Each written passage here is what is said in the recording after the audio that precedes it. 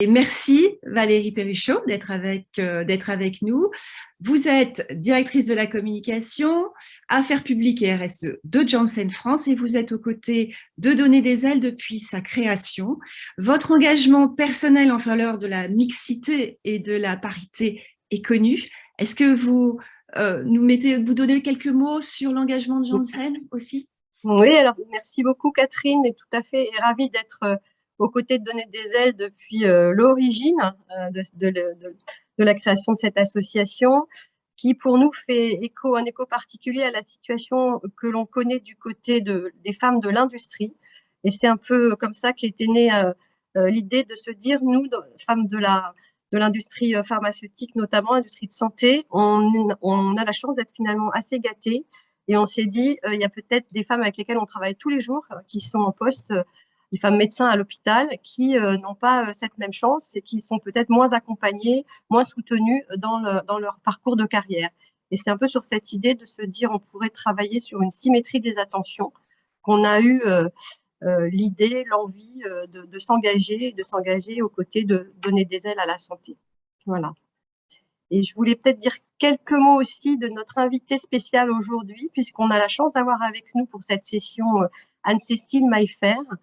Pour celles et ceux qui ne connaîtraient pas Anne-Cécile, c'est une femme très, très engagée, depuis toujours aux côtés des plus vulnérables. Elle a commencé sa vie militante auprès de femmes en situation de grande précarité, qui étaient victimes de violences physiques, de violences sexuelles, psychologiques et économiques. Elle a poursuivi son engagement auprès de l'association Oser le féminisme, dont elle est devenue porte-parole puis présidente. Elle a créé en 2016 la Fondation des femmes sous égide de la Fondation de France, qui est la première structure française dédiée à la levée de fonds pour développer des actions en faveur des droits des femmes. Et elle a ouvert les portes de la Cité audacieuse, qui héberge des associations résidentes qui font progresser tous les jours les droits des femmes ainsi que des jeunes pousses associatives. Et cerise sur le gâteau, elle est tous les vendredis matins à 7h20 dans la matinale de France Inter pour partager sa lettre ouverte dans une chronique intitulée « En toute subjectivité ». Chère Anne-Cécile, merci beaucoup de nous accompagner dans la découverte de ce 3e baromètre Ipsos Janssen pour Donner des ailes à la santé. Merci d'être là. Merci à vous pour l'invitation. Catherine, je te rends la parole, mais il faut que tu mettes ton micro. Exactement. Donc, merci effectivement et Anne-Cécile Maillefer, on aura l'occasion de pouvoir effectivement rentrer un peu plus dans le détail. Et pour commencer évidemment sur ces résultats du baromètre, on accueille effectivement Étienne Mercier, vous êtes directeur du pôle opinion et santé d'Ipsos, et Adeline Merceron, donc vous allez faire effectivement aussi un duo, responsable de l'activité santé chez Ipsos aussi, et tous les deux, vous suivez depuis 3 ans ce baromètre Donner des ailes, Janssen Ipsos. Que nous apprend le baromètre 2022? Bonjour. Le baromètre 2022, on va vous présenter en résumé parce que c'est une étude quand même assez large. Il y a beaucoup de choses qui ont été vues. Donc, vous pourrez retrouver l'ensemble de ces résultats sur le site de Donner des ailes ou sur le site d'Ipsos très, très vite. Mais voilà, là, on va vous présenter un résumé. Les principales tendances, je veux dire, les nouvelles ne sont pas très bonnes sur le front. Pour le coup, on suit ce qui se passe à l'hôpital entre les médecins hommes et les médecins femmes depuis 2020, 3 ans, donc 3e vague, et le panorama reste préoccupant. On a une situation qui ne s'améliore pas. Les niveaux de discrimination de 2021, bien, on les retrouve, ou plutôt de 2020, on les retrouve en 2022, et on a une tendance on a une situation qui a tendance à se détériorer en ce qui concerne les stéréotypes. Il y a quand même des bonnes nouvelles, vous allez le voir. Les hommes comme les femmes médecins de l'hôpital veulent se mobiliser, souhaitent que des mesures soient prises pour changer la donne. Et on a là quelque chose, un fond qui nous donne quand même pas mal d'optimisme, car il y a une envie quand même de changer la donne. La scène suivante.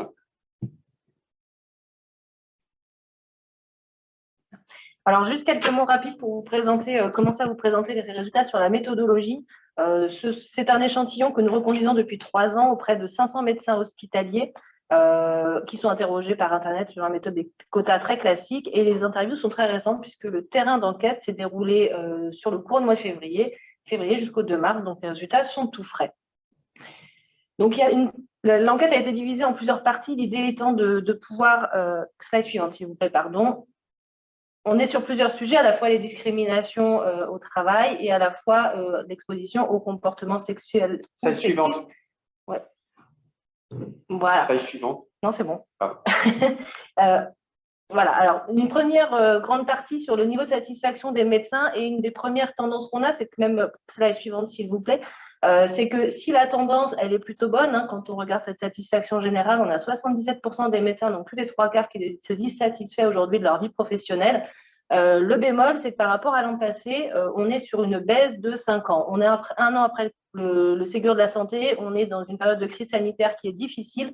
Donc aujourd'hui, on est sur quelque chose assez fragile au niveau de ce corps professionnel que sont les médecins hospitaliers.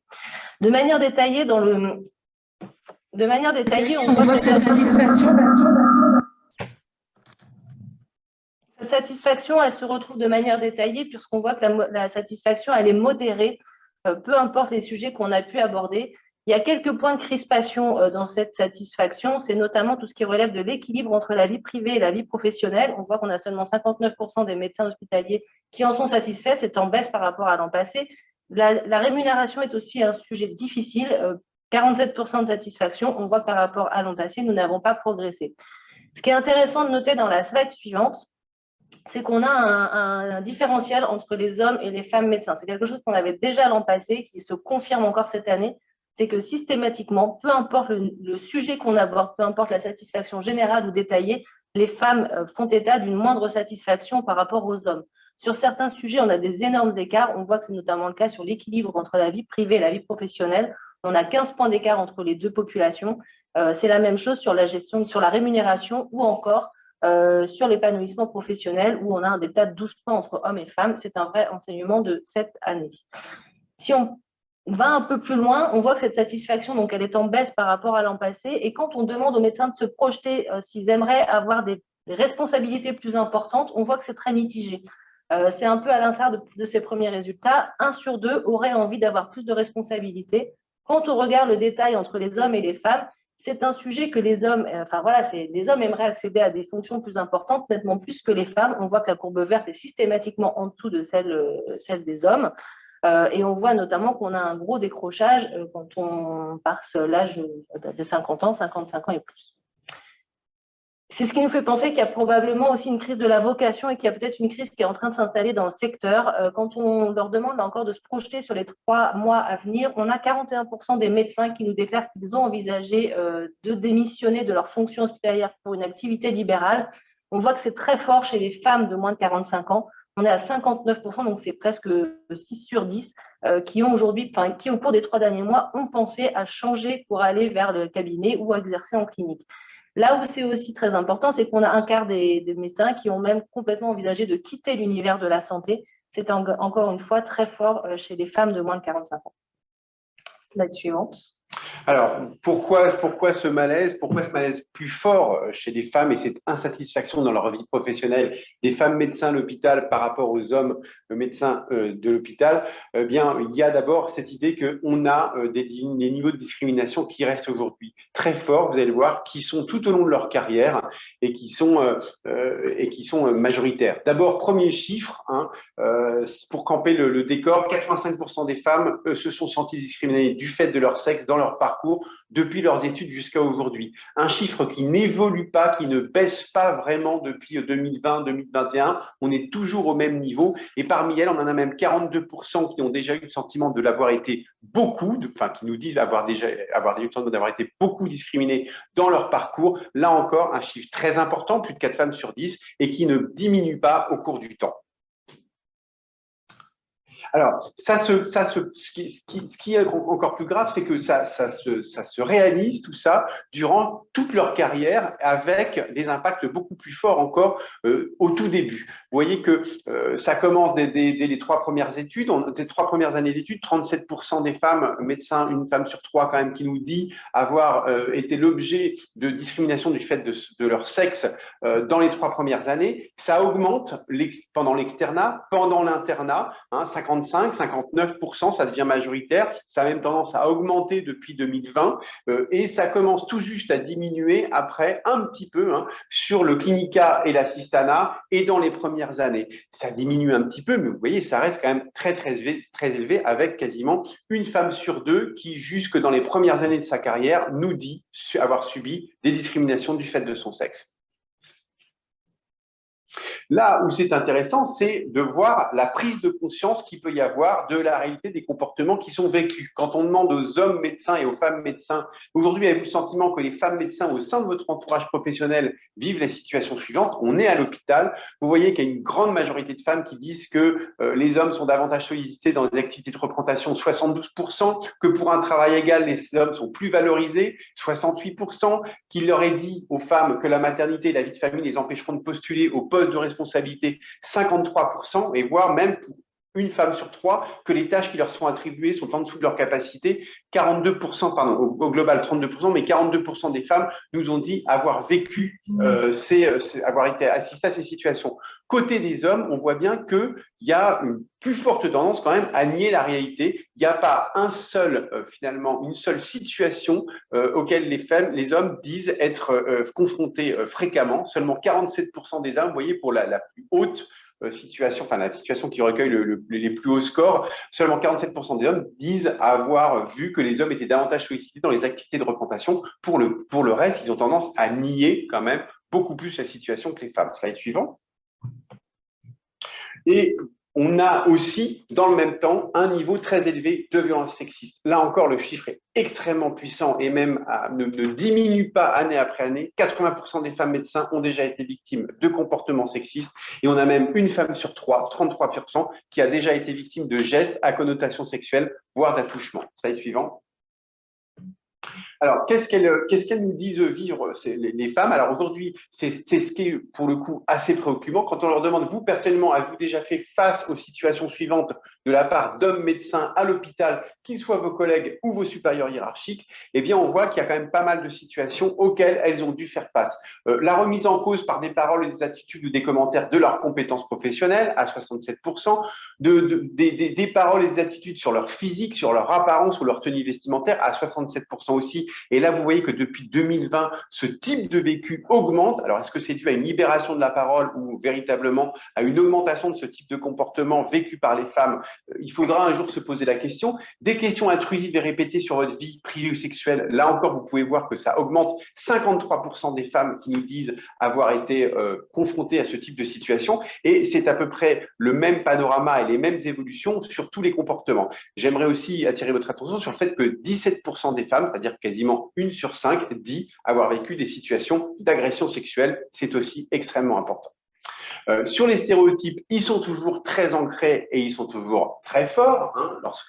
Lorsqu'on demande aux hommes et aux femmes s'ils sont en accord ou en désaccord avec les propositions suivantes, vous voyez, ça reste très fort, notamment sur les 3 premiers items. Il est plus difficile pour une femme que pour un homme d'avoir une carrière réussie. Elle doit choisir et sacrifier sa vie de famille. 72% des médecins nous disent le partager. Les gens exagèrent les inégalités entre les sexes dans le milieu hospitalier, 51%. Le plus souvent, les femmes ne choisissent pas les mêmes carrières que les hommes par choix et de leur plein gré, 50%. Voilà, vous voyez que tous ces stéréotypes restent extrêmement présents, qui ne diminuent pas vraiment. Ils sont parfois en diminution de 3-4 points, mais pas beaucoup plus. Et c'est là encore quelque chose qui, à notre avis, pousse encore à ce que la misogynie et le sexisme dans le milieu hospitalier restent à ces niveaux assez importants. C'est parce qu'il y a aussi ces stéréotypes-là. Et donc, comme l'a décrit Étienne, la situation, donc, elle peine à évoluer au sein du secteur hospitalier, de l'univers hospitalier. Il n'empêche qu'on est face aussi à une des populations qui aujourd'hui sont prêtes à en entendre parler, à faire bouger les choses, voire même à s'impliquer et à s'investir. Alors, on a un premier grand chiffre qui nous dit que, bon, même si pour l'instant, on est peut-être au frémissement des actions qui sont mises en place dans certains centres hospitaliers, on a seulement 30% des médecins qui nous déclarent avoir eu connaissance d'actions mises en place dans leur établissement, que ce soit pour favoriser l'égalité professionnelle femmes-hommes, soit pour lutter contre le harcèlement sexuel. Donc, c'est minoritaire, mais bon, c'est un indicateur que nous allons suivre et voir si ça progresse dans les années qui viennent. Concrètement, qu'est-ce qu'on fait? Slide suivante, s'il vous plaît. Voilà, qu'est-ce qu'on fait? Les médecins qu'on a interrogés sont quand même plutôt favorables et jugent important les actions qui peuvent être mises en place. Il faut communiquer. Il faut communiquer sur le sujet à la fois en interne, à la fois en externe. C'est la mesure qui recueille aujourd'hui le plus d'adhésion. Il faut aussi élaborer un diagnostic et puis il faut déployer une charte pour l'égalité femmes-hommes dans les établissements. Là aussi, on est sur 69% d'adhésion, c'est bien porté. Après, quand il faut rentrer un peu plus concrètement dans les actions, effectivement, on a un petit peu moins d'adhésion, mais elle est quand même là. Élaborer un plan d'action, constituer des groupes de travail, mettre en place un référent égalité. On voit que là-dessus, sur cette dernière action, on est aujourd'hui à 57% des médecins qui disent que c'est quelque chose d'important à mettre en place. Ça tombe bien, les choses sont en train de changer. On voit que c'est un item qui a vraiment progressé par rapport à l'année dernière. Et plus encore, concrètement, aujourd'hui, on est sur plus d'un médecin sur 2 hospitaliers qui se déclarent prêts à s'engager plus spécifiquement dans des actions très concrètes, soit en rejoignant une association du type de donner des ailes à la santé, on est sur 44% de médecins qui sont prêts à le faire, 43%, pardon, ou alors qui sont prêts même à s'engager dans une démarche égalité au sein de leur établissement. Donc ça, c'est plutôt encourageant pour l'avenir parce qu'on voit que les hommes comme les femmes sont prêts à le faire. C'était donc en quelques mots ce qu'on pouvait vous dire sur ces nouvelles éditions du baromètre. Les résultats effectivement exhaustifs seront disponibles sur le site d'Ipsos, sur le site de Donner des ailes. Vous pourrez avoir à loisir aller creuser ces éléments. Voilà, avec une situation préoccupante, mais une envie d'agir et de changer la donne quand même chez l'ensemble des médecins hospitaliers. Merci à vous deux. Et c'est vrai que il y a effectivement beaucoup d'informations dans ce baromètre. Vous le retrouverez, comme il a été dit, sur le site de Donner des ailes ainsi que sur le site d'Ipsos, et vous verrez que les résultats sont très riches. Alors, on va effectivement commencer à échanger et à voir effectivement les réactions de nos participants. N'hésitez pas donc à mettre vos questions dans le chat. Et on va effectivement garder du temps à la fin de la réunion pour pouvoir effectivement en parler ensemble. Alors, peut-être d'abord une première question à Anne-Cécile Maillefer pour réagir sur ce baromètre. Et c'est vrai que dans ce monde de la santé qui est très largement féminisé, comment expliquer donc cette persistance aussi forte des préjugés et des inégalités femmes-hommes à l'hôpital ? Anne-Cécile. Hop, voilà. Merci beaucoup. Déjà, bravo pour la qualité de cette étude et pour le fait de faire cette étude. Déjà, c'est extrêmement important parce que on peut pas changer ce qui n'existe pas. Donc, c'est très important de pouvoir mettre les doigts sur les problèmes pour pouvoir ensuite agir dessus. Alors, moi, ce que je peux dire par rapport à l'hôpital. Alors, ce qu'il faut voir dans ces résultats, c'est est-ce que la question pour moi, c'est est-ce que, enfin, qui à mon avis est une question qu'on doit se poser, c'est est-ce que les résultats qu'on voit là, c'est des résultats qui sont particuliers, spécifiques au système de santé, ou alors est-ce que c'est des résultats qui sont et donc qui auraient une explication aussi spécifique à ce système de santé, ou alors est-ce que c'est aussi peut-être finalement des choses qu'on va retrouver dans la société. Alors, un peu des deux. Ce qu'on va retrouver dans la société, c'est deux choses. Déjà, quand on regarde les résultats, si on peut comparer un petit peu, alors c'est difficile parce que c'est pas les mêmes sondeurs et exactement les mêmes questions qui sont posées, mais quand même, on est sur des échelles à peu près équivalentes en termes de femmes qui ont déjà été victimes de sexisme au travail. C'est à peu près 80% dans les sondages qu'on peut avoir sur d'autres secteurs. Comme ce que vous montrez là dans ce questionnaire sur l'hôpital. Est-ce que les femmes se sentent discriminées? Donc vous, c'était 35%. Là, en France, on est plutôt sur une femme sur 2. Et puis, un petit peu plus étonnant, par contre, c'est le nombre de femmes qui disent avoir été victimes de harcèlement sexuel, hein, donc de gestes inappropriés, c'est du harcèlement sexuel. C'est 33%, je crois, dans votre sondage. Et on est plutôt sur 20% dans la population en France. Donc, on voit qu'il y a peut-être des comportements un peu plus graves en moyenne générale, on va dire. Mais on est quand même sur des fourchettes qui semblent assez similaires. Sur la prise de conscience dans la population, nous, à la Fondation des femmes, on fait aussi un baromètre chaque année. Et ce qu'on a pu voir, c'est que, et ça c'est aussi intéressant à voir et à savoir quand on fait ce genre de sondage, c'est que plus les personnes sont conscientes que le sexisme existe, et plus elles arrivent à mettre des mots sur ce qu'elles vivent.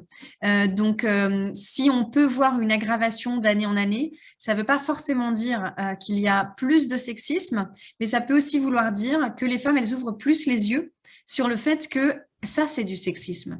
Et je ne sais pas si ça vous est déjà arrivé, mais souvent, en fait, on a une prise de conscience qui est progressive et on comprend de mieux en mieux les choses. Et donc, tout à coup, on voit de plus en plus ces effets de discrimination entre les femmes et les hommes. Si vous faites partie de Donner des ailes à la santé, c'est évidemment que vous en avez déjà conscience. Mais rappelez-vous de cette époque où peut-être vous n'aviez pas encore conscience de tout ça et vous ne voyiez pas des propos, des gestes qui vous paraissaient plus anodins et qui aujourd'hui vous paraissent plus inacceptables. Tout ça, c'est pour un petit peu approfondir la réflexion sur ce sondage, mais il n'empêche que ça reste des chiffres évidemment assez graves, surtout effectivement, comme vous le dites, sur une profession qui se féminise. Alors, elle se féminise d'ailleurs, vous le savez mieux que moi, hein, mais modérément, puisque si les femmes, elles sont 79% des effectifs inscrits en licence de médecine, elles sont toujours que 29% à être chirurgiennes et 50% à être médecins. Elles sont 90% chez les infirmiers et les aides-soignantes par contre. Donc, on a une profession qui se féminise modérément et ce qui peut être intéressant de voir pour comprendre pourquoi est-ce que malgré cette féminisation, finalement, les changements ou les comportements sont si difficiles à faire changer, voire peuvent donner l'impression qu'ils s'aggravent aussi. Pour moi, c'est sûrement, ça peut être intéressant de voir deux choses. Qu'est-ce qui est spécifique à l'hôpital? Ce qui est spécifique à l'hôpital, c'est la crise qu'on traverse aujourd'hui.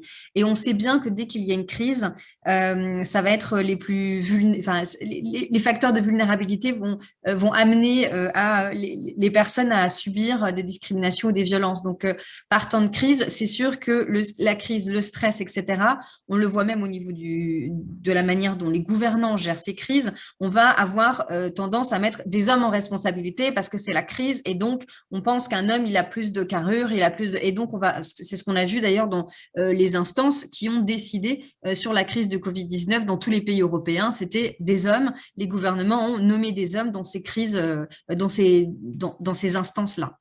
Et puis, et donc on sait qu'en temps de crise, les droits des femmes, l'égalité femmes-hommes, la parité, on a vite fait de s'en débarrasser en disant on fera ça quand ça ira bien. Comme si c'était quelque chose d'anecdotique à faire. Et puis, par rapport à ce qui est spécifique à l'hôpital, c'est bien sûr son histoire, hein, ou en tout cas au système de santé français. Et l'histoire du système de santé en France, c'est l'histoire de l'exclusion des femmes de ce système de santé, l'exclusion des femmes de la pratique de la médecine. Rappelez-vous, au Moyen-Âge, on a plutôt des femmes qui ont ces savoirs empiriques, qui vont être celles qui accouchent, qui vont être celles qui soignent, etc.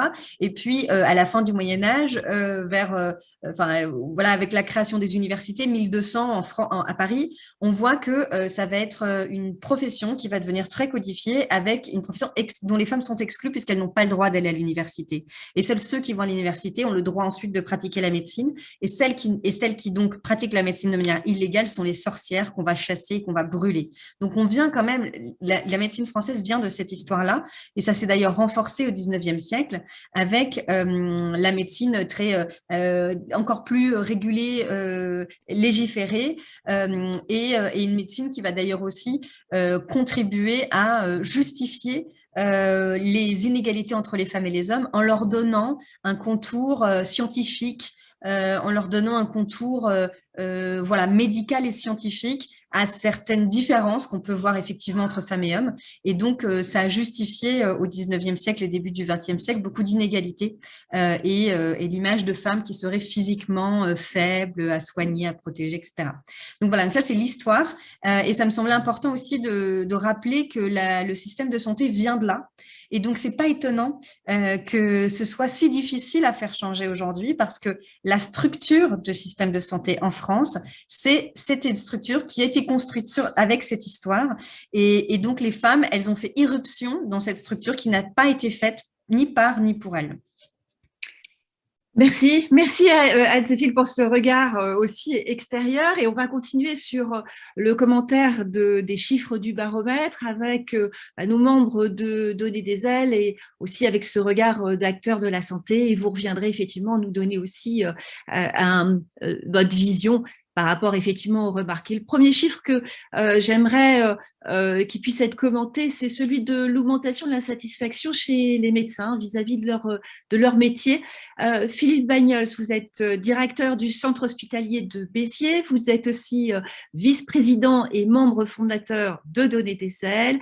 Vous avez été précurseur avec le soutien de Sophie Barre, qui est votre RH, en 2010 d'une démarche égalité au sein de l'établissement que vous dirigiez alors.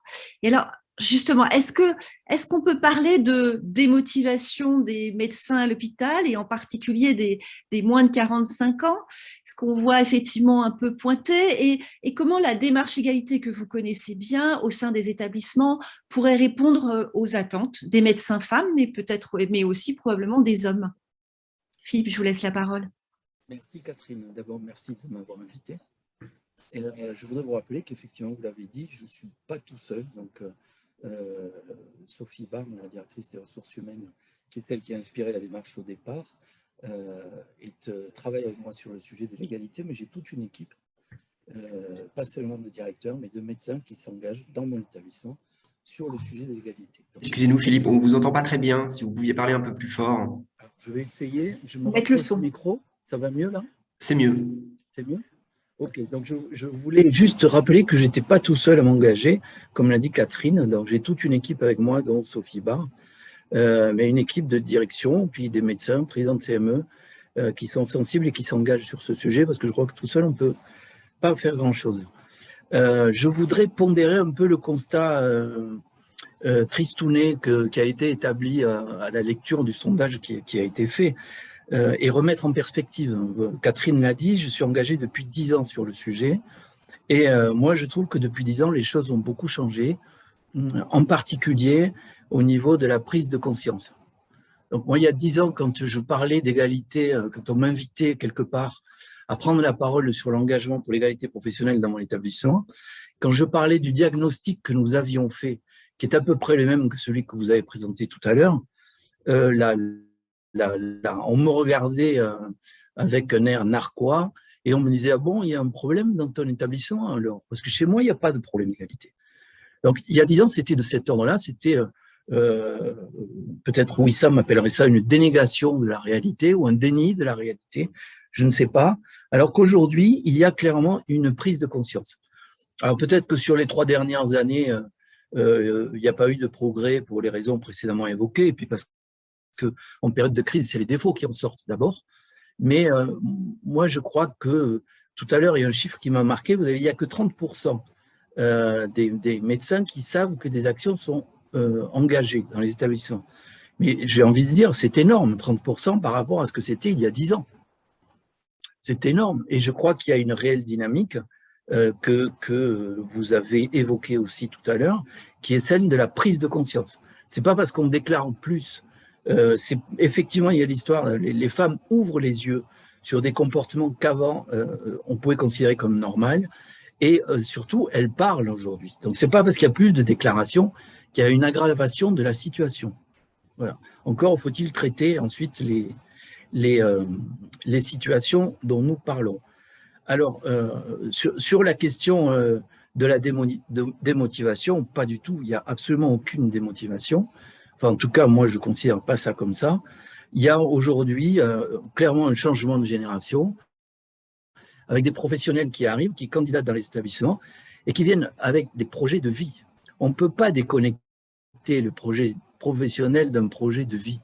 Donc aujourd'hui, nous, chefs d'établissement ou présidents de CME ou chefs de service, chefs de pôle, il faut qu'on accepte d'ouvrir les yeux et de se dire que les gens qui ont envie de travailler avec nous, ce sont des gens qui viennent s'installer, vivre et qui n'ont pas pour projet de consacrer la totalité de leur vie à l'hôpital. Alors ça, c'est probablement un changement par rapport à la génération dont je fais moi-même partie, mais ce changement-là, il est absolument légitime et on doit l'encourager. et ça n'a strictement rien à voir avec la motivation, parce que pour étudier le sujet de près dans mon établissement, ce que je peux vous dire, c'est que quand vous avez des jeunes chirurgiennes qui arrivent, qui vous demandent 80%, qu'on accepte le 80%, vous vous rendez compte très vite qu'elles font largement en 80% ce que faisaient leurs prédécesseurs en passant beaucoup plus de temps dans les murs de l'hôpital. Donc les modèles ont changé, la culture a changé, et personnellement, je trouve que c'est une très bonne chose. Et comme par hasard, il se trouve que je recrute beaucoup de femmes chirurgiennes dans mon établissement. Y a-t-il une relation de cause à effet? Je le crois. Voilà une belle ouverture en tout cas, et c'est vrai que merci Philippe, c'est aussi effectivement un des engagements de donner des ailes, et c'est aussi pour ça que vous êtes à nos côtés et vous nous apportez cette expérience précieuse pour développer toute la démarche égalité en partenariat avec les établissements. Et puis, autre aspect du baromètre, Cécile Badoil, on va parler effectivement de la discrimination ressentie par les femmes. Cécile, vous êtes chef de service d'ANAPAT à l'HEGP, vous êtes aussi vice-présidente de la formation à l'université Paris-Cité et vice-présidente de Donner des ailes. Donc, 85% des femmes qui se disent s'être senties discriminées, c'est énorme, il me semble. Et ces discriminations qui sont en hausse, et elles semblent particulièrement en hausse au début du parcours professionnel. Est-ce que, en 3 minutes, Cécile, vous pouvez effectivement nous parler effectivement de ces barrières qui sont effectivement plus importantes et que les femmes doivent continuer à franchir plus que les hommes sur leur parcours professionnel? Cécile.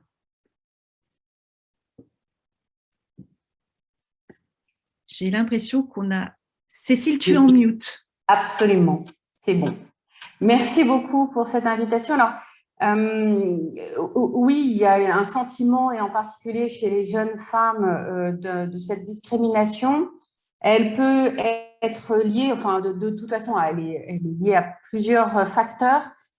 Pour aller très vite et pour citer les principaux, d'abord, il y a la problématique de la réalité du positionnement des femmes dans les milieux de santé, avec des sentiments d'autocensure qui font qu'elles-mêmes n'osent pas aller un peu plus loin et se sentent discriminées quand elles osent le faire, parce que finalement, il n'y a pas beaucoup de femmes qui sont en poste. Les difficultés familiales sont importantes, et ces discriminations sont parfois violentes pour les femmes, puisque c'est les âges où, quand elles sont en train d'arriver à l'hôpital et qu'on leur demande de rester, elles doivent choisir entre un poste hospitalier ou un poste hospitalo-universitaire. Le poste hospitalo-universitaire, il est assorti du passage d'une thèse de sciences. C'est des moments où on demande à une femme d'être compétente, mais il y a aussi les périodes de vie où justement elles doivent réguler l'emploi du temps avec leur conjoint. Et je suis ravie d'entendre qu'il y a aussi des hommes qui demandent à ne pas travailler à 100% pour pouvoir réguler aussi le positionnement de chacun dans le couple. Et puis, il y a des maternités qui prennent du temps, de l'énergie, et ça, c'est des choses imparables, incontournables, justement au début des carrières. Donc, ces discriminations, elles sont faites sur des propositions de postes ou autres qui sont compliquées, parce qu'on va préférer typiquement prendre parfois un homme où il n'y aura pas un risque de congé maternité qui n'est pas remplacé dans les hôpitaux et pour lequel ça pose un problème. Donc, les discriminations, on va en sentir de par l'essence même de la féminité, et ça devient difficile justement pour ces jeunes femmes. Alors, la discrimination, elle est aussi induite par le fait qu'il y a peu de rôle modèle, et que donc les projections et le fait de pouvoir avancer est compliqué. En gros, s'il n'y a pas des femmes qui montrent qu'elles ont été capables de faire et qu'elles ne se sont pas positionnées sur des postes justement de stratégique ou de direction, eh bien, de façon habituelle et finalement presque ancrée dans une tradition, on repérennise le fait qu'on ne va pas choisir des femmes, puisque finalement, on va choisir un jeune homme qui va satisfaire. Et puis, dernière chose sur laquelle il faut certainement travailler, c'est que les statuts hospitalo-universitaires vont être des statuts qui, je viens de vous le dire, difficiles à vouloir et les femmes vont parfois, souvent, choisir plutôt des carrières hospitalières et les postes de direction sont donnés à des personnes qui ont suivi plutôt la filière hospitalo-universitaire. Donc, tant qu'il n'y aura pas une définition du rôle que peuvent avoir les hospitaliers non universitaires dans les hôpitaux, eh bien, il y aura cette discrimination qui restera parce que les chiffres parlent et montrent bien que les femmes sont plutôt hospitalières qu'hospitalo-universitaires et que donc, il faut changer les codes et certainement les retravailler. Merci. Merci Cécile, merci. Et c'est vrai que autre point qui nous a paru quand même un chiffre effrayant, c'est 8 femmes sur 10 qui disent avoir subi des violences sexistes. Donc c'est un chiffre aussi qui est à la hausse. Oui, alors, c'est sûr que, pour finir, c'est sûr que ce genre d'ambiance n'est pas en phase avec le fait d'un épanouissement. D'accord. Et c'est ça qui va effectivement faire bouger. Philippe l'a dit, malgré tout, il y a quand même effectivement, on le sent, même si on part peut-être de très loin, mais ça bouge. Et donc effectivement, Wissam, justement, sur ces violences sexistes, où je voudrais effectivement avoir votre avis. Vous êtes professeur de psychiatrie, directeur d'un centre d'investigation clinique, co-directeur de l'unité INSERM psychiatrie neurofonctionnelle, et aussi secrétaire adjoint de Donner des ailes. À votre avis, comment, effectivement, aujourd'hui, comment lutter contre les stéréotypes de genre dans le monde médical? Merci. Donc, l'hôpital, c'est à l'image de la société. Dans la société, il y a des stéréotypes de genre qui sont tout à fait présents, qui ont la peau dure. Et donc, cette construction sociale se reflète aussi à l'hôpital. Les femmes à l'hôpital sont encore, les chiffres le montrent, plus assimilées dans les métiers du care, c'est-à-dire dans les métiers où le travail des auxiliaires de vie, des infirmières, des aides-soignantes, et moins dans les métiers de responsabilité, de médecin, de chef de service ou chef de pôle. Donc il y a des biais implicites. Alors que donc, ces femmes sont majoritaires, elles restent encore minoritaires dans les instances dirigeantes. Donc on va parler donc de ces préjugés inconscients ou implicites qui sont présents, même finalement au regard des patients, puisque quand une femme se présente devant certains patients, il va être plus considéré comme une infirmière qu'un médecin. Donc, il y a une difficulté à ce niveau-là. Il y a le côté des salaires dont on a parlé, qui reste, si en moyenne, finalement, le salaire des femmes dans la fonction hospitalière reste inférieur à ceux des hommes. Donc, ça fait un tas de préjugés qui vont nuire au bien-être au travail, qui vont nuire parce que ça va occasionner des frustrations, des micro-agressions, de perte d'estime de soi, de la confiance de certains professionnels de santé qui ne se sentent pas finalement bien représentés, et ce n'est pas anodin. La vraie parité serait donc une parité à tous les niveaux, que ce soit dans les métiers du care que dans les métiers finalement de responsabilité.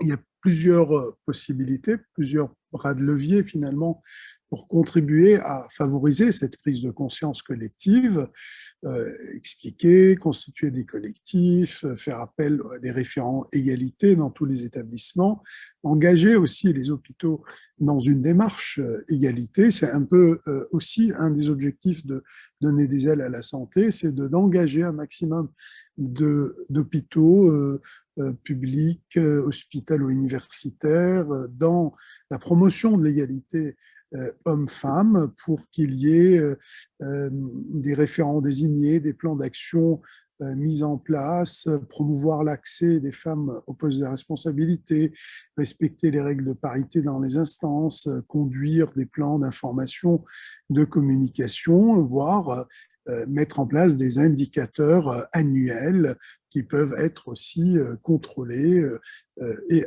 présentés tous les ans à non seulement la communauté hospitalière, mais aussi avec des représentants finalement d'associations telles que Donner les ailes à la santé.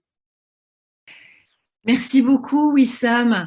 Et peut-être un mot, effectivement, Anne-Cécile Maillefer, j'ai lu que vous aviez parlé et donc écrit ou parlé effectivement qu'à moyen constant, la violence sexiste ne reculerait pas. Et donc, si je vous prends au mot, il faut donc que les acteurs de santé se mobilisent pour des plans d'action et demander des budgets. Oui, effectivement, comme on peut le voir même là, le fait d'objectiver la réalité des problématiques d'inégalité entre les femmes et les hommes à l'hôpital, c'est par exemple ce genre de sondage. C'est extrêmement intéressant de l'avoir fait et c'est un baromètre en plus. Donc moi, je vous encourage à continuer à le faire pour évidemment suivre aussi l'efficacité des choses que vous mettez en place. Mais c'est sûr que pour ça, il faut des moyens. Et il faut aussi que dans les différents établissements de santé, il y ait à la fois la volonté politique, mais qu'elle se traduise avec la mise en place de commissions et avec des moyens pour ces commissions de pouvoir agir. Et c'est vrai que ce soit à l'hôpital ou ailleurs, ce qu'on peut voir, c'est que les inégalités entre femmes et hommes, ça reste un peu un problème de bonnes femmes souvent. Et donc, on a l'impression qu'il ne faut pas grand-chose pour le changer et qu'avec de la bonne volonté. Et puis, comme nous, les femmes, on a l'habitude aussi de se dire, vous inquiétez pas, on va s'en charger quand même, on va réussir à trouver les solutions. On se bagarre aussi pas forcément suffisamment toujours pour avoir les budgets et les moyens de mettre en place des choses. Donc, je vous invite effectivement à continuer à agir déjà, dans donner des ailes à la santé, et puis à continuer à faire ce baromètre et à faire en sorte que dans vos établissements, il y ait effectivement des politiques, des plans d'action avec des budgets qui permettent la mise en place et de dégager du temps aussi aux personnes qui font ça pour que ce soit pas juste du bénévolat en plus de tout ce qu'elles ont à faire, mais qu'elles aient aussi les moyens de le faire pleinement parce que c'est extrêmement précieux pour l'hôpital, pour la santé aussi des Français et des Françaises qui sont soignés dans vos établissements. Merci beaucoup. Effectivement, Anne-Cécile, c'est encourageant. Et justement, avant de passer la parole vraiment au débat, j'ai vu qu'il y avait déjà plein de questions qui étaient posées. Juste un petit tour de table avec nos intervenants de Donner des ailes. C'est vrai que depuis près de 3 ans, Donner des ailes est engagé justement dans des actions concrètes pour favoriser la parité. Peut-être nous en présenter quelques-unes. Philippe. Oui, Catherine, merci. Juste une petite remarque. Je réagis sur ce qui vient d'être dit concernant les moyens. Sur le fond, je suis d'accord. Mais stratégiquement, si la première question posée est celle des moyens consacrés, vous allez donner un tas de raisons aux gestionnaires responsables de ne rien faire. Parce que si on commence en disant pour engager une démarche égalité, il faut des moyens, la réponse va être où sont les moyens? Et une fois qu'on aura les moyens, on va s'engager. Auquel cas, on va aboutir à une situation de blocage. Moi, j'ai engagé des démarches égalité dans des hôpitaux qui n'avaient absolument aucun moyen. Je suis aujourd'hui dans un établissement de petite taille et je n'ai eu absolument aucun budget pour m'engager là-dessus. Ça ne nous a pas empêché de le faire. Donc, ce qui compte d'abord, c'est la volonté politique de s'engager. Et surtout, ne trouvez pas d'excuses préalables aux dirigeants de ne rien faire en disant « pour ça, il faut des moyens ». Même si je suis d'accord sur le fond, stratégiquement, c'est quelque chose de dangereux. Déjà des moyens humains, Philippe, parce que vous engagé, les équipes se sont engagées. Mais moyen égale budget, de l'argent, il n'y en a pas, et comme il n'y a pas d'argent, vous n'aurez pas de budget. Et s'il n'y a pas de budget, on ne va rien faire et on va rester bloqué pendant des années. Le problème est là, si vous voulez. Donc moi, mon discours n'est pas le même. Je dis, moi, j'ai engagé des démarches qui ont marché dans des établissements qui n'avaient pas de moyens. Donc, si moi, j'ai pu le faire dans un hôpital qui n'avait pas de moyens, tout le monde peut le faire. Et donc, si tout le monde peut le faire, tout le monde doit le faire. Voilà. Et dans ce qui peut être fait, il y a ce que nous avons présenté ensemble, Catherine, avec la présidente Géraldine Pignot à la conférence des directeurs de centres hospitaliers. Il y a une quinzaine de jours, je crois. Donc, on a présenté la charte de Donner des ailes et j'ai été ravi, on en a parlé à ce moment-là, de constater la réaction de mes collègues, à laquelle je dois dire que je ne m'attendais pas. La réaction de mes collègues, et tu l'as vu, a été de dire mais il faut absolument faire ça, il faut qu'on avance là-dessus. Et moi, dans mon établissement, je veux que vous veniez. Donc derrière, tu as établi une liste d'un certain nombre d'hôpitaux Et après, il y en aura d'autres aussi qui s'engageront là-dedans. Mais encore une fois, moi, j'ai été très touché d'ailleurs. Plus que content, j'étais très touché de voir la réaction de mes collègues qui étaient essentiellement, mais pas que, des collègues femmes. On a beaucoup de demandes, donc on a effectivement beaucoup de demandes sur des travaux. Juste un mot, Wissam, et puis après, il faut vraiment qu'on prenne les questions. On a signé aussi la charte égalité au CHU de Tours et c'était important. Oui, le CHU de Tours, auprès duquel j'avais entamé la démarche, a fait la signature, mais surtout en lien avec le président de CME, le doyen de médecine, le doyen de pharmacie, de façon tout à fait collective. Et ils ont pris le temps, avant de faire la signature de charte, d'établir un certain nombre d'indicateurs, de faire un état des lieux, de mettre en place un plan d'action qui va être décliné avec des chiffres à l'appui, et ils ont associé à cette démarche des représentants, tel un représentant de l'association Donner des ailes à la santé, de femmes de santé, et d'un collectif local en fait qu'on a découvert à cette occasion, qui s'étaient déjà organisés, qui avaient déjà leur démarche paritaire qui cherchait à promouvoir. Et donc, ça a permis de rassembler, en fait, le fait de venir présenter le projet de signature de charte, ça a permis de rassembler et de mettre en activité l'ensemble des acteurs qui, finalement, ont permis la signature de cette charte pour le premier CHU le 8 mars 2022. Merci beaucoup. On va prendre les questions parce qu'elles sont nombreuses. Florian, je te laisse effectivement peut-être gérer par rapport aux questions. Oui, merci Catherine. Donc, on a une première question qui concerne les obligations réglementaires. Donc, y a-t-il des obligations réglementaires d'avoir un référent parité, d'avoir une charte, d'avoir un baromètre? Philippe, je pense que la question, elle est pour vous. Oui, l'obligation existe d'engager un plan d'action égalité. Les établissements ont l'obligation aujourd'hui de communiquer à l'ARS un plan d'action égalité. En Occitanie, à ma connaissance, nous sommes 2 à l'avoir fait. Sur 14 établissements support, donc je ne sais pas combien il y a d'établissements au total, mais il n'y a que 2 établissements qui avons déposé un plan d'action égalité.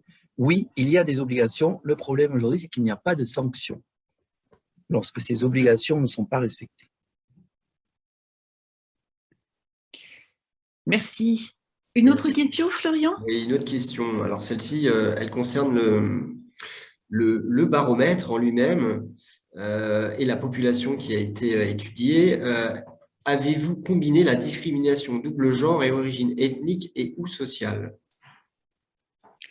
Est-ce que, alors là, ça c'est effectivement une question pour Ipsos, Étienne, Adeline.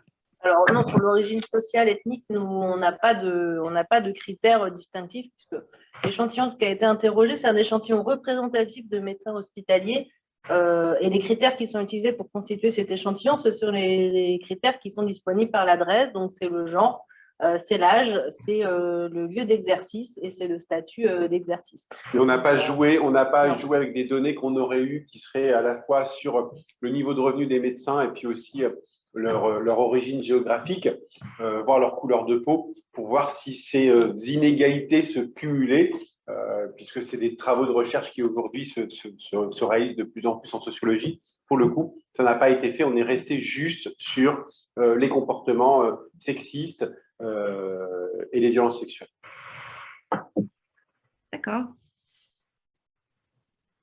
Une autre question, Florian? Oui, toujours sur le baromètre, et là, cette fois, sur les résultats et la communication des résultats. Alors, allons-nous communiquer ces résultats en direction, par exemple, de la PHP, des médias, des politiques? Alors là, oui. Sur la partie médias, puisque Étienne et Adeline étaient déjà mobilisés hier pour présenter les résultats du baromètre à la presse. Et ces slides que vous avez vus ont fait l'objet également d'un communiqué de presse qui a été envoyé à un maximum de supports. Et on avait déjà une première retombée dans Challenge, dans les pages web de Challenge, avec les premiers résultats publiés. Donc, on va relancer les médias pour qu'ils continuent à s'intéresser à ces chiffres et qu'ils écrivent d'autres articles. Et puis, nous, de notre côté, on a les canaux de communication de donner des ailes à la santé. On vous disait que le baromètre va être aussi partagé sur le site web. On va relayer ces chiffres à travers une infographie qu'on a réalisée pour communiquer plus facilement et plus visuellement sur ces différents angles que le baromètre nous permet de toucher du doigt. Et puis, bien sûr, on ne s'empêchera pas, Catherine, d'aller le présenter à un certain nombre d'institutions telles que listées ici. Ou là, je pense qu'il faut refaire une boucle avec la conférence des DG, la conférence des doyens, les différents ministères concernés, la PHP. Enfin, je pense que toutes les personnes qui sont dans l'écosystème de donner des ailes à la santé vont avoir le droit à un petit chapitre sur le baromètre vague 3. Exactement. Et donc, justement, j'allais laisser la parole à Cécile, puisque nous avons présenté donc à la conférence, pas la conférence, on a présenté au président des présidents de CME, de CHU, donc Rémi Salomon, et puis Diane Bouvry, donc il n'y a pas longtemps, et les chiffres les intéressaient. Donc, peut-être, je ne sais pas s'ils ont pu être présents aujourd'hui, mais en tout cas, ils souhaitaient effectivement qu'on leur partage effectivement, à la fois en tant qu'APHP, mais aussi évidemment en tant que président de CME APHP, mais aussi en tant que président de la conférence des présidents de CME. Cécile, tu veux ajouter un mot ? Non, absolument. Et puis, on peut dire aussi que les doyens, on est allé présenter des chiffres à la conférence des doyens qui ont été sensibilisés. Je pense qu'il y a vraiment tout un maillage à faire, donner des ailes à la santé a beaucoup bougé pour aller voir les différentes personnes qui peuvent être touchées et les administratifs dans les hôpitaux sont directeurs d'hôpitaux et personnes accompagnant le soin sont absolument fondamentaux pour vraiment faire cette prise de conscience et amener à avoir des actions, et ces actions, elles ne seront menées que si jamais elles sont faites ensemble, avec une prise de conscience des hommes et des femmes, sans misérabilisme, mais c'est juste en posant des chiffres, en posant des réalités, en permettant l'ouverture de parole et en considérant que certaines choses ne sont pas de l'ordre et du registre de la vie hospitalière, de la vie pour les médecins. Et puis, ne jamais perdre de vue que dans le soin, la première personne à laquelle on doit faire attention, c'est les patients.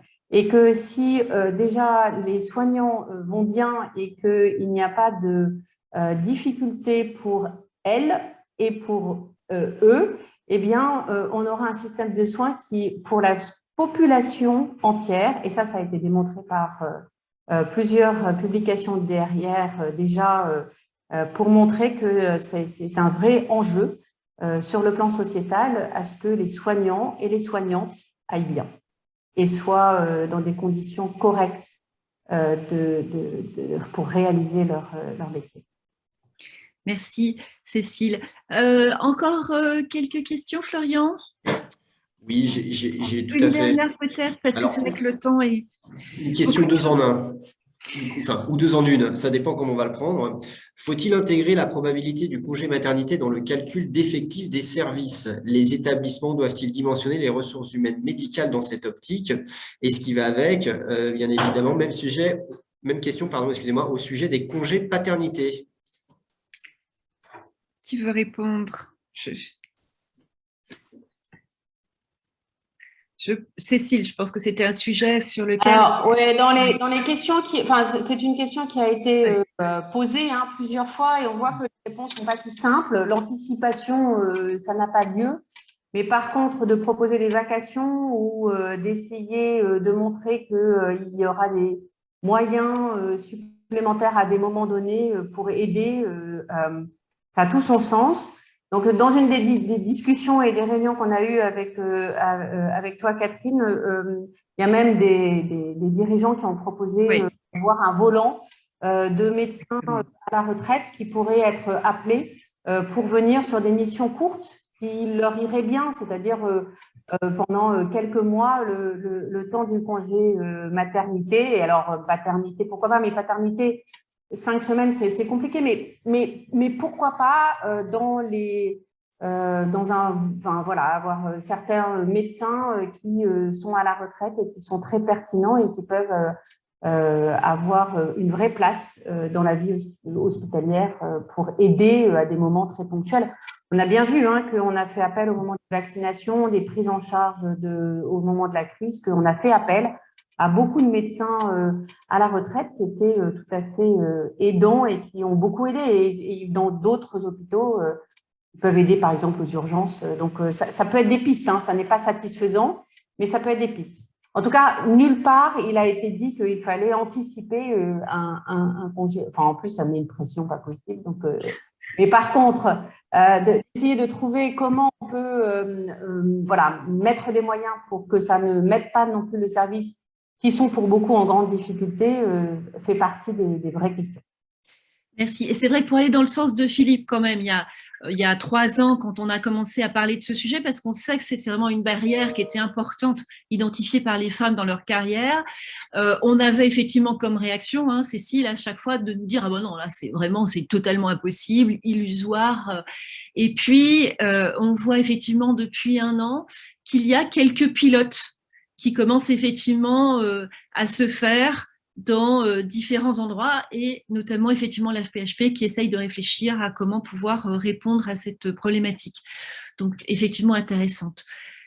Est-ce que Florian, on a le temps de prendre encore une question ou si on veut effectivement s'arrêter à 14h? Je sais que c'est toujours frustrant. Il n'y a plus de questions. Voilà. Eh bien, écoutez, merci effectivement, merci à tous, merci Cécile, merci Wissam, merci Philippe de nous avoir apporté effectivement votre regard. Merci aussi de votre soutien parce que vous êtes des membres très actifs de Donner des ailes. Moi, je vais proposer à tout le monde effectivement de nous suivre sur les réseaux sociaux puisqu'on a dit que là, il fallait s'engager. Je crois que c'est quand même le mot de la fin qui est effectivement importante. N'hésitez pas à prendre contact avec Donner des ailes si vous souhaitez développer une démarche égalité dans votre établissement ou mettre en place des actions. J'ai pu citer effectivement les hospices civils de Lyon. On est évidemment ouvert et c'est vrai qu'il y a beaucoup d'établissements qui commencent à nous contacter. Et puis, pour clore notre atelier, je vais laisser le mot de la fin à Anne-Cécile Maillefer, dont on a été ravis d'avoir effectivement la participation et l'ouverture qu'elle a pu nous donner. Anne-Cécile, je vous laisse la parole. Oui, merci beaucoup à toutes et à tous. Merci beaucoup pour l'invitation. À nouveau, je vous encourage vraiment à continuer dans cette voie parce que c'est vrai que l'égalité entre les femmes et les hommes, c'est non seulement un sujet de justice déjà, évidemment, et puis c'est aussi un sujet de faire en sorte de pouvoir profiter des talents et des compétences de toutes et de tous. Et les femmes ont d'innombrables talents et donc si elles sont moins discriminées et moins écrasées, et qu'elles souhaitent continuer à faire profiter aussi les systèmes de santé de leur intelligence, ce sera mieux pour tout le monde. Donc voilà, donc continuez dans cette voie. Merci beaucoup à tous et puis à très bientôt puisque effectivement notre cycle d'ateliers va continuer et on va effectivement très prochainement se retrouver, j'imagine, sur ce même créneau. Bonne journée à tous. Merci encore. Merci. Merci. Au revoir.